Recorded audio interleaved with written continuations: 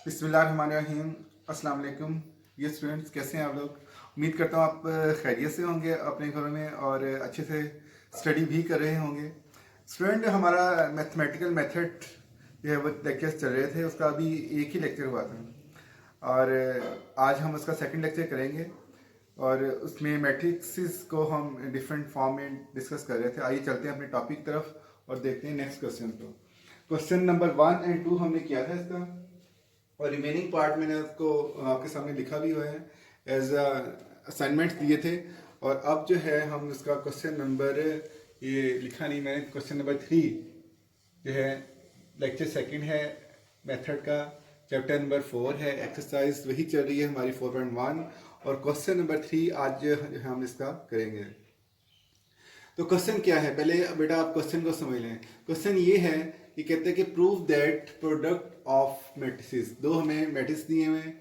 ए matrix है cos square theta, cos theta sine theta, cos theta sine theta sine square theta. Similarly B matrix भी दिया हुआ है, लेकिन वो सेम यही मैट्रिक्स है, एंगल चेंज हो गया है, थीटा के बजाय इस एंगल को बेटा आपने पढ़ना है फाई, क्योंकि ये एक्चुअली एंगल हम कोई भी लिख सकते हैं, ग्रीक लेटर्स होते हैं ये, theta phi alpha beta gamma वगैरह। तो ये दो हमें मैट्रिसेस दिए हुए हैं, हमने प्रूव ये करना है कि इन दोनों मैट्रिक्स की जो प्रोडक्ट है वो एक जीरो होगी। किस कंडीशन में? अगर थीटा और फाई का डिफरेंस पाई/2 का ऑड मल्टीपल हो। आई थिंक शायद आपको मेरी बात अच्छी तरह समझ नहीं आई होगी, मैं थोड़ा एक्सप्लेन करता हूँ। ये देखें, कहता है अगर थीटा माइनस फाई का डिफरेंस पाई/2 का ऑड मल्टीपल हो, 2n+1 हमें पता है ऑड की सीरीज है। इसको मैं एक्सप्लेन करूंगा जब क्वेश्चन हमारा एंड होगा इंशाल्लाह इस चीज़ को अच्छे से। फिल वक्त आप ये समझें कि इन दोनों एंगल का जो डिफरेंस है, अगर 90 का मल्टीपल होगा, ऑड मल्टीपल होगा 90 का, तो देन ये मैट्रिसेस हमारा जीरो हो जाएगा। तो चलते हैं अपने क्वेश्चन की तरफ। सबसे पहला काम उसने बात की है दोनों मैट्रिसेस की प्रोडक्ट की। तो प्रोडक्ट मतलब मल्टीप्लिकेशन, हम इनको मल्टीप्लाई करते हैं। मल्टीप्लिकेशन की कंडीशन मैंने आपको बताई थी कि जब एक ए मैट्रिक्स की कॉलम की तादाद दूसरे मैट्रिक्स की रो की तादाद के इक्वल आ जाए तो वो मैट्रिक्स जो है मल्टीप्लाई किए जा सकते हैं, और we can say that they are conformable for matrix multiplication. तो देखें, इसका जो है वो कॉलम 2 है और इसकी रो 2 है, ये सेम है, लिहाजा हम इनको मल्टीप्लाई कर सकते हैं। इसलिए मैंने इनको मल्टीप्लाई किया, और मल्टीप्लाई करने का मेथड भी मैंने आपको जो है वो डिस्कस किया था, शेयर किया था आपसे, और वो ये है कि फर्स्ट रो को बेटा आपने दोनों कॉलम के साथ मल्टीप्लाई करना है। तो सिंपली हम इसको मल्टीप्लाई कर देते हैं, cos square theta into cos square phi. अच्छा, अब हो सकता है कुछ स्टूडेंट इसको पावर स्क्वायर को मतलब 4 कर दें, क्योंकि वो देख रहे हैं बस कॉस स्क्वायर है, लेकिन ये चीज़ बेटा आपने नहीं करनी, बिकॉज एंगल आर डिफरेंट। जब भी दो ट्रिग्नोमेट्रिक फंक्शन के एंगल डिफरेंट होंगे तो वो उनकी पावर्स को हम ऐड नहीं करेंगे। पावर्स को ऐड सिर्फ और सिर्फ उस सूरत में किया जा सकता है जब एंगल सेम हो, लिहाजा हम इनको इस तरह से लिखेंगे, cos square theta into cos square phi, और सेकेंड एलिमेंट को सेकेंड से, तो cos theta sine theta into cos phi sine phi. Very similar, इसी रो को पहले को हम पहले के साथ मैंने मल्टीप्लाई कर दिया और दूसरी अमाउंट को दूसरी के साथ मल्टीप्लाई कर दिया। किस तरह से देखें, cos square theta cos phi sine phi, cos square theta cos phi sine phi, दरमियान में इसका बेटा जो है वो प्लस आना है, और second cos theta sine phi cos theta sine phi, और साइन स्क्वायर फाई मल्टीप्लाई होना है। तो ये थोड़ा सा मैं इसको दोबारा से लिख देता हूँ, साइन स्क्वायर थीटा हमारा साइन स्क्वायर फाई मल्टीप्लाई हो गया। सिमिलरली सेकंड रो को भी हमने कर देना है फर्स्ट और सेकंड कॉलम से इस तरह से multiply, cos theta sine theta cos square phi plus sine square theta cos phi sine phi, और इसको भी हमने फर्स्ट से और फिर दोबारा सेकंड से मल्टीप्लाई कर दिया, तो ये आ गया sine square theta sine square phi. अब मल्टीप्लाई तो हमने कर दिया है, और आपने भी बेटा इसको तसल्ली से जब मल्टीप्लाई करेंगे इंशाल्लाह आपकी यही वैल्यूज़ आ जाएंगी, क्योंकि मेथड तो पता है ना, वो थोड़ी सी वैल्यू लेंथी है। मल्टीप्लाई करने के बाद क्या करना है, देखिए कुछ कॉमन तो नहीं आ रहा, तो डेफिनेटली हर जो है अमाउंट उससे कुछ ना कुछ कॉमन आएगा। और कॉमन का जो है मैं आपको बता देता हूँ किस तरह से कॉमन आना है। जो चीज़ स्क्वायर में होगी वैल्यू वो कॉमन में आएगी। देखें cos square theta cos square five, cos theta cos five. तो ये टिप बताइए आपको, जो स्क्वायर में होंगी वही वैल्यू कॉमन आएगी, अदरवाइज आप खुद भी जज कर सकते हैं कि हमारा कॉमन क्या आ रहा है। तो कॉस थीटा कॉस फाइव बेटा इधर से कॉमन आ गया, और ये रिमेनिंग अबाउट हमारे पास बच गई cos theta cos five plus sign theta sign five. Similarly इधर से भी कॉस थीटा और साइन फाइव, ये दोनों कॉमन आ जाएंगी, ये दोनों कॉमन आ गई, और बाकी जो बच गया हमारे पास वो बच गया cos theta cos five plus sign theta sign five. इधर से भी बेटा जो स्क्वायर की फॉर्म में है साइन थीटा और कॉस फाइव, ये तो कॉमन आ जाएगा, और रिमेनिंग हमारे पास वही सेम अमाउंट बढ़ती जा रही है cos theta cos five plus sign theta sign five. इस तरह से last one sine theta sign five square में है कॉमन आ जाएगा, और हमारे पास जो रिमेनिंग अमाउंट रह जाएगी that will be cos theta cos five plus sign theta sign five.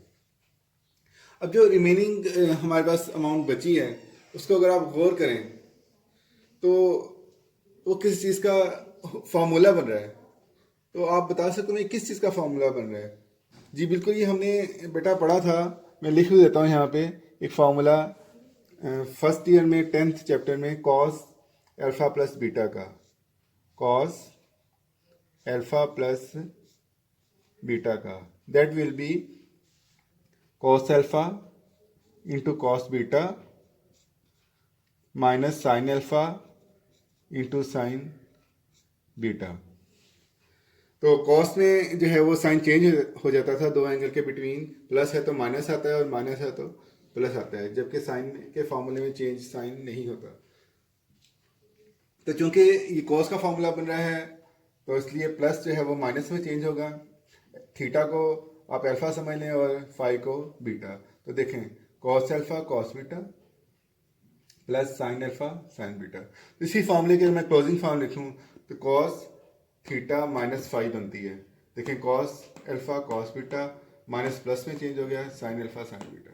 तो ये 1 2 3 4 चारों की जगह पे आपने क्लोजिंग फॉर्म कॉस के फार्मूले की अप्लाई कर देनी है, कॉस थीटा माइनस फाइव चारों की जगह पे।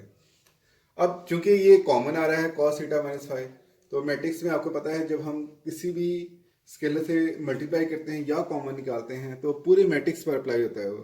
तो पूरे मैट्रिक्स से हमने cos theta minus five common ले लिया, तो रिमेनिंग हमारे पास रह गया cos theta cos five, cos theta sign five, cos five sine theta sign five. अब जो बात उसने स्टार्ट में की थी कि ये मैट्रिक्स की वैल्यू जीरो आएगी अगर theta minus five odd multiple हो किस एंगल के पाई बाय टू यानी 90 के। तो मैंने एक सीरीज लिखी है 2n plus one into pi by two, 2n plus one into pi by two. तो बेटा ये जो मैंने सीरीज लिखी है 2n प्लस वन, चाहे n की कोई भी वैल्यूज आप पुट कर दें आपको एक ऑड मल्टीपल ही मिलेगा। मसलन मैं अगर 1 पुट करता हूँ तो 2 इंटू वन 2, 2 प्लस वन 3, तो ये आ जाएगा 3 पाई बाय टू। तो कैलकुलेटर पे चाहे आप वैल्यू कॉस की इस पर एंगल पे चेक करें तो उसका आंसर बेटा जीरो ही आएगा। और सिर्फ इसी का आंसर नहीं, आप कोई भी वैल्यू पुट कर लें ऑड नंबर के लिहाज से 3 5 7 9, लेकिन 90 का मल्टीपल हो तो आप देखो कि तमाम वैल्यू जीरो आएंगी, लिहाजा इन दोनों एंगल का डिफरेंस जीरो के इक्वल आएगा। और यही रिक्वायर किया था उसने, इस तरह से ये वैल्यू हमारी जो है वो डिटरमिनेंट की जीरो आ जाएगी, प्रूव हो जाएगा। इस तरह से ये हमारा क्वेश्चन कंप्लीट हुआ। एनी कन्फ्यूजन अगर कोई हो या कोई क्वेश्चन हो बेटा तो आपने कमेंट बॉक्स में मुझसे पूछ लेना है ज़रूर। आपके कमेंट्स देखकर खुशी होती है कि आप तवज्जो से लेक्चर्स ले रहे हैं, तो उनको ज़रूर किया करें। तो क्वेश्चन नंबर 6 है हमारा। पहले क्वेश्चंस को अंडरस्टैंड करें। If direction cosines of two lines are lambda 1 lambda 2 lambda 3 and second lines के डायरेक्शन कोसाइंस हैं म्यू 1 म्यू 2 म्यू 3। करना क्या है हमने ये है कि prove that the product of these two matrices, जैसे मैंने आपके सामने लिखे हैं, I think no need to read these matrices आपके सामने लिखे हुए हैं। हमने करना ये है बेटा कि इन दोनों की जो प्रोडक्ट है, इनकी मल्टीप्लिकेशन है, विल बी ज़ीरो। IFF का मतलब होता है if and only if lines are perpendicular. इनके अगर इनकी प्रोडक्ट ज़ीरो होगी अगर ये दोनोों लाइंस जो हैं वो क्या हों, are perpendicular to each other, एक दूसरे के ऊपर परपेंडिकुलर हों, यानी एंगल का 90 डिग्री का एंगल बनाते हों। तो let's see start this question. सबसे पहला काम हमें चेक करना है कि ये दो मैट्रिसेस आया मल्टीप्लाई हो भी सकते हैं या नहीं। तो आई थिंक बिल्कुल क्लियरली मल्टीप्लाई हो सकते हैं, क्योंकि मैंने आपको कंडीशन बताई है मल्टीप्लिकेशन की कि फर्स्ट मैट्रिक्स की जो है वो मैट्रिक्स का कॉलम और सेकंड की रो इक्वल होनी चाहिए। तो ये तो वैसे भी सारा कुछ इक्वल ही है, 3/3 हमारा ऑर्डर है दोनों मैट्रिसेस का, तो हम इनको मल्टीप्लाई कर सकते हैं। मल्टीप्लाई करने का मेथड भी आपको ऑलरेडी मैं बता चुका हूँ, इसलिए बहुत ज़्यादा एक्सप्लेन के लिए मैंने इनको दोबारा से नहीं लिखा, इन मैट्रिसेस को सिंपल मल्टीप्लाई कर दिया है। और मल्टीप्लाई करना कैसे है, फर्स्ट रो को हमें बारी बारी तीनों कॉलमों के साथ मल्टीप्लाई करना है। और किस तरह से मल्टीप्लाई करना है कि फर्स्ट एलिमेंट को फर्स्ट के साथ λ1 का स्क्वायर μ1 का स्क्वायर, सेकंड को सेकंड के साथ λ1 λ2 इंटू μ1 μ2, सेंटर में आपने डाल देना प्लस, और फिर प्लस डाल के थर्ड को थर्ड के साथ λ1 λ3 μ1 μ3 μ1 μ3। बिल्कुल बेटा इसी वे में आपने बाकी दो कॉलम्स को भी मैंने इस तरह से ये मल्टीप्लाई कर दिया है। तसल्ली से करेंगे घर बैठकर, तो इंशाल्लाह ये कोई आपको इशू नहीं होगा इनको मल्टीप्लाई करने में। फिर सेकंड रो को मैंने लिया और 1 बाय 1 हर कॉलम के साथ मैंने इनको मल्टीप्लाई कर दिया है। फर्स्ट को फर्स्ट के साथ, सेकंड को सेकंड के साथ, और थर्ड को थर्ड के साथ।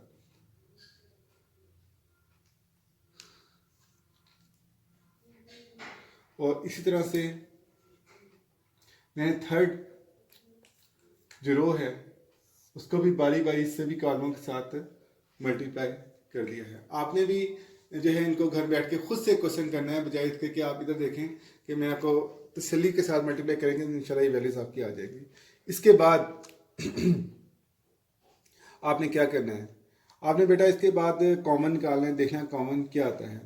तो इसके लिए मैं आपको एक टिप बता रहा हूँ कि जो चीज़ प्रीवियस क्वेश्चन में भी क्वेश्चन नंबर जो था हमारा उसमें cos थीटा और sin फाई वाला मैंने आपको बताया था, बेटा ये क्वेश्चन जरा दुरुस्त कर लें, ये क्वेश्चन नंबर 4 है, 6 नहीं है। This is question number 4। तो क्वेश्चन 3 में मैंने आपको बताया था कि टिप क्या है कॉमन लेने की, जो चीज़ स्क्वायर में आ रही होगी वही हमारा कॉमन होगी। देखिए यहाँ स्क्वायर में क्या आ रहा है, λ1 का स्क्वायर μ1 का स्क्वायर, तो λ1 μ1 कॉमन आ जाएगा। तो रिमेनिंग हमारे पास क्या बचेगा, स्क्वायर था तो एक बच गया λ1 μ1, इधर λ1 μ1 कॉमन आने के बाद λ2 μ2 बच गया, और इधर λ1 μ1 कॉमन आ गया तो क्या बच गया λ3 μ3। बिल्कुल उसी तरह से सिमिलरली हमने इधर स्क्वायर में की फॉर्म में वैल्यूज आ रही हैं λ1 की और μ2 की। तो λ1 और μ2 हमने कॉमन ले लिया, रिमेनिंग अमाउंट हमारे पास रह गई λ1 μ1 λ2 μ2 λ3 μ3। और इस तरह से स्क्वायर में वैल्यूज बेटा आ रही है हमारे पास λ1 का स्क्वायर μ3 का स्क्वायर, तो ये कॉमन निकाला और रिमेनिंग अमाउंट हमारे पास रह गई है λ1 μ1 λ2 μ2 प्लस λ3 μ3। इसी तरह से हमने इस में से स्क्वायर क्या आ रहा है, λ1 और सॉरी μ1 और λ2 इनका स्क्वायर आ रहा है, तो यही दो कॉमन आएंगे, बाकी हमारे पास सेम वही वैल्यूज जो रिमाइंडर में बच जाएंगी। और इधर से बेटा λ2 μ2 कॉमन आ जाएगा, इधर से λ2 μ3 कॉमन आ जाएगा, इधर से λ3 μ1 कॉमन आ जाएगा, इधर से λ3 μ2 कॉमन आ जाएगा, और लास्ट वन हमारा λ3 μ3 कॉमन आ जाएगा। और कॉमन आने के बाद सेम अमाउंट बच रही है, आपने देखा, और वो क्या है λ1 μ1 प्लस λ2 μ2 प्लस λ3 μ3। आपको पता है मैट्रिसेस में जब हम कॉमन लेते हैं तो as a whole full matrix से कॉमन लेते हैं। तो मैंने भी इस वैल्यूज़ को जो सब में कॉमन है फुल मैट्रिक्स से कॉमन ले लिया। कॉमन लेने के बाद हमारे पास जो वैल्यूज़ बच गई lambda 1 mu 1 and similarly so on, ये मैट्रिक्स बच गया हमारे पास। अब वो बात क्या कर रहा था, बात क्वेश्चन में उसने ये की थी कि इनकी प्रोडक्ट ज़ीरो होगी अगर इन दोनों लाइंस की जो डायरेक्शन कोसाइंस हैं उनका प्रोडक्ट का सम इक्वल टू ज़ीरो हो। तो बेटा एक बात याद रखिएगा मेरी कि पहली बात ये कि डायरेक्शन कोसाइन होते क्या हैं, ये डिटेल इंशाल्लाह हम कैलकुलस के चैप्टर नंबर 7 में मैं आपको बताऊंगा कि डायरेक्शन कोसाइंस क्या होते हैं। वैसे थोड़ा सा आइडिया दे देता हूँ आपको और थोड़ा सा रिमाइंड भी करवा देता हूँ। सेकेंड ईयर में चैप्टर नंबर 7 में हमने डायरेक्शन कोसाइंस पढ़ा था। बेसिकली ये एंगल्स होते हैं दो लाइंस के बिटवीन। अगर लाइंस पैरेलल हों तो उनके एंगल्स आपको पता है कॉस के हवाले से हम डायरेक्शन कोसाइन लेते हैं। cos 0 की वैल्यू जो है वो 1 होती है और cos 90 की वैल्यू भी प्रीवियस क्वेश्चन में हमने डिस्कस की थी कि जो है cos की 90 की या और मल्टीपल जो 90 के होते हैं उनकी वैल्यू 0 होती है। तो ये बेसिकली एंगल होते हैं जो दो लाइनों के दरमियान बनते हैं।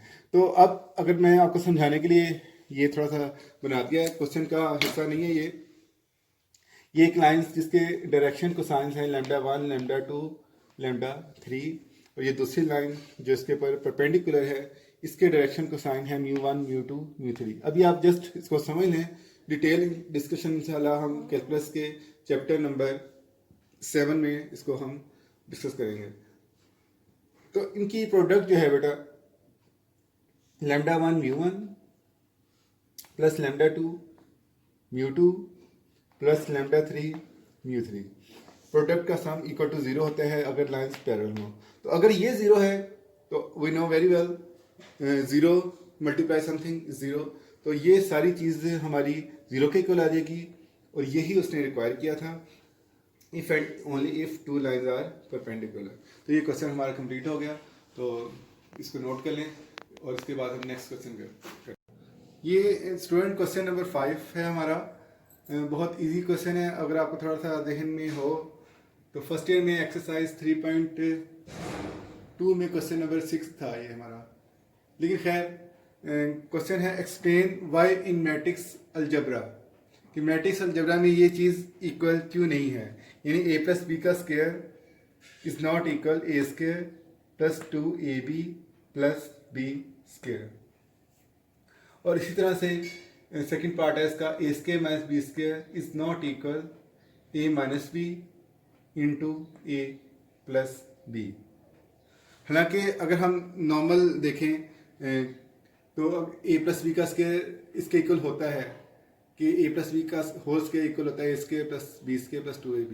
लेकिन मैट्रिक्स मल्टीप्लिकेशन या मैट्रिक्स अलजेब्रा में कर रहे ये इक्वल नहीं है, उसकी क्या रीज़न है। तो बस वो रीज़न हमने डिस्कस करनी है, बतानी है, और ऐसा कुछ खास इस क्वेश्चन के अंदर नहीं है। उसके लिए देखें क्वेश्चन नंबर 1, इस क्वेश्चन 5 का फर्स्ट पार्ट जो है वो देखें, कंसीडर a प्लस बी का होल स्क्वायर। किसी भी चीज़ का स्क्वायर को हम इस तरह से 2 टाइम ले सकते हैं, जैसे 2 का स्क्वायर हो तो 2 इंटू 2 इक्वल टू 4 होता है, तो a plus B into A plus B.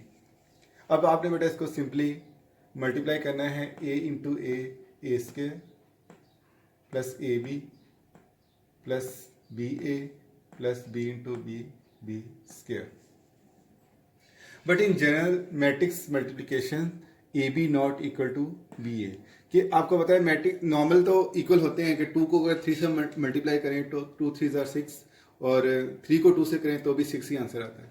लेकिन आपको पता है कि मैट्रिक्स की मल्टीप्लिकेशन अभी प्रीवियस हमने क्वेश्चन भी किया था, थोड़ी डिफरेंट होती है। हम रोज़ और कॉलम को मल्टीप्लाई करते हैं, तो जिसकी वजह से अगर हम मैट्रिक्स इंटरचेंज करें तो उनकी वैल्यूज़ भी इंटरचेंज हो जाएंगी। लिहाजा A B not equal to B A आएगा, और जब ये इक्वल ही नहीं आएंगे तो definitely A plus B A जो है वो 2ab नहीं आ सकता, और जब वो 2ab नहीं आएगा तो डेफिनेटली इट्स मीन कि ये अमाउंट इसके इक्वल नहीं आएगी।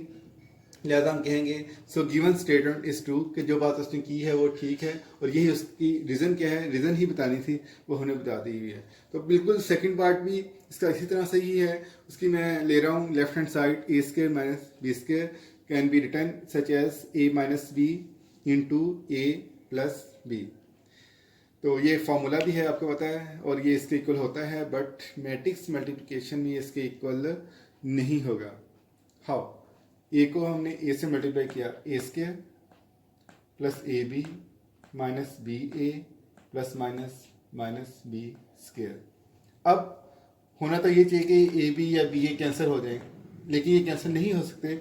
रीज़न वही है जो अभी ऊपर मैंने आपको डिस्क्राइब किया है कि in general matrix multiplication A B not equal to B A, और जब ये इक्वल ही नहीं है तो A B minus B A cancel भी नहीं हो सकते, उनका रिजल्ट ज़ीरो भी नहीं आएगा, और जब ज़ीरो ही नहीं आएगा तो वो अमाउंट इसके इक्वल नहीं आएगी। लिहाजा हम कह सकते हैं so given statement is true, given statement is true, यानी कि जो उसने कही है बात वो हमारी ट्रू है, और उसकी रीज़न ये है कि A B not equal to B A. तो इस तरह से बेटा ये हमारा लेक्चर जो है वाइंड अप हुआ इस एक्सरसाइज का 4.1 क्वेश्चन नंबर 5 तक। लेकिन मैं चाहूँगा कि नेक्स्ट जो क्वेश्चन है इसका क्वेश्चन 6 एज अ असाइनमेंट्स आप खुद करें, और मैं आपको बता रहा हूँ और चेक भी करूँगा आपकी जब आप मुझे करके भेजेंगे। देखें क्वेश्चन नंबर 6 है, show that A square minus 4a minus 5i is equal to 0, यानी सारी अमाउंट को हमने किसके इक्वल प्रूव करना है, 0 के, जबकि ए की वैल्यू हमें दी है 1 2 2 2 1 2 2 2 1। तो कुछ भी नहीं करना है बेटा, आपने सिंपली लेफ्ट हैंड साइड लेनी है और ए की जगह पे उस मैट्रिक्स की वैल्यू लिख देनी है, और इसको 4 से मल्टीप्लाई करना है, और आई की जगह पर ए की वैल्यू नहीं लिखनी है आपने, बल्कि 3/3 ऑर्डर का आइडेंटिटी मैट्रिक्स लिखना है, ये वाला 1 0 0 0 1 0 और 0 0 1, और फिर बाद में इसको 5 से मल्टीप्लाई कर देना है, और फिर प्लस माइनस करने के बाद आप देखो कि आंसर आपका 0, मतलब 0 नहीं, नल मैट्रिक्स आ जाएगा 3/3 ऑर्डर में, इस तरह का आंसर आएगा 0 0 0 0 0 0। तो ये आपका आंसर आना चाहिए, यानी कि नल मैट्रिक्स। नल मैट्रिक्स होता है जिसके तमाम एलिमेंट 0 हों। तो ये आपके क्वेश्चन खुद से करने हैं, और अब हमारे लेक्चर का टाइम ख़त्म हो रहा है। तो इंशाल्लाह नेक्स्ट लेक्चर में फिर आपसे एक बार मुलाकात होगी, तब तक के लिए इजाज़त दें, और चैनल को सब्सक्राइब ज़रूर कर लिया करें, और ताकि आपको अपडेटेड लोडेड वीडियोस जो हैं वो मिलती रहें। Thank you very much and Allah हाफिज़।